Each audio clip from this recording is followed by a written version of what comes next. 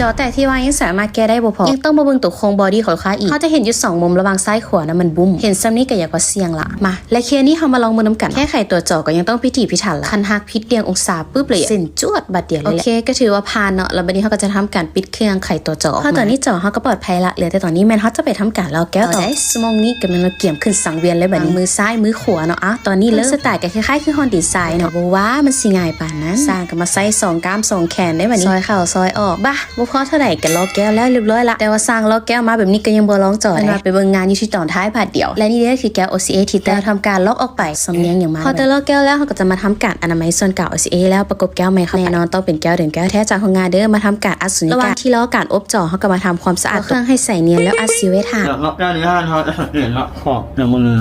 เขาหนึ่งขอบเนี่ย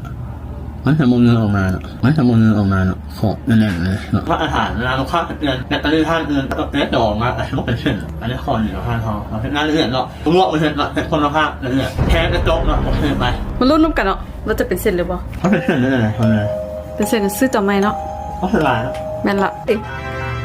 สลายไม่ใช่แล้วลองน้ำซื้อหันหน้าห้องละ